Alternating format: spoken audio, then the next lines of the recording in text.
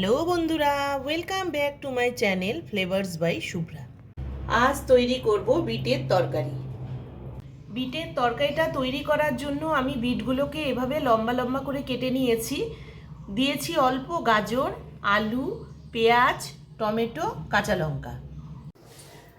সবার প্রথমে কড়াই বসিয়ে সর্ষের তেল দিয়ে আমি দিয়ে দিচ্ছি একটু পাঁচফোড়ন।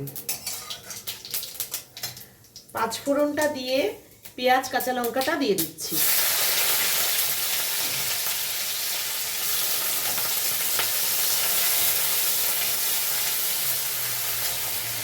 এবার দেব আলু।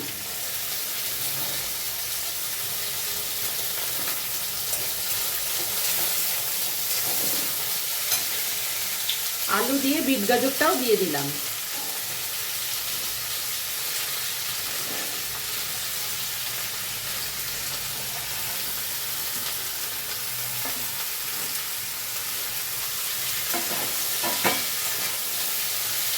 তিন চার মিনিট একটু ভেজে নেওয়ার পর দিয়ে দিচ্ছি টমেটো। টমেটো দিয়ে আমি লবণটাও দিয়ে দিলাম। দিচ্ছি হলুদ। এইবার কিছুক্ষণ ভাজতে লাগবে। বিটের এই রেসিপিটি খুব চটজলদি হয়েও যায়, রুটি পরোটার সাথে খেতে খুবই ভালো লাগে। কিছুক্ষণ ভাজা ভাজা করে নেওয়ার পর দিয়ে দেব জল। ভাজাটা হয়ে গেছে, এখন জল দিয়ে দিচ্ছি।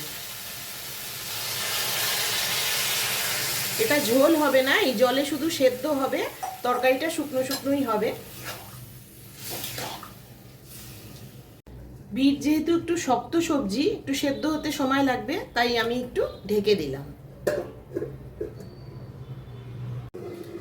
10 মিনিট পর আমি একটু সবজিটা খুলে দেখে নিচ্ছি কেমন সেদ্ধ হয়েছে।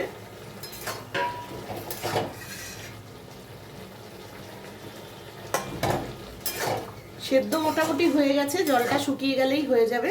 এখন আমি একটু চিনি দিয়ে দিচ্ছি।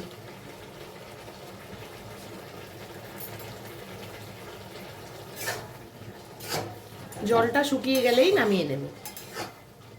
কিছুক্ষণ ঢাকনা খুলে একটু ফুটিয়ে নিলেই সবজিটা রেডি হয়ে যাবে।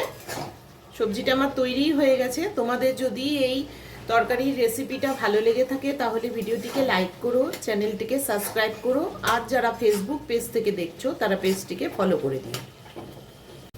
আমার বিটের তরকারিটা রেডি হয়ে গেছে, এবার আমি তুলে নেব।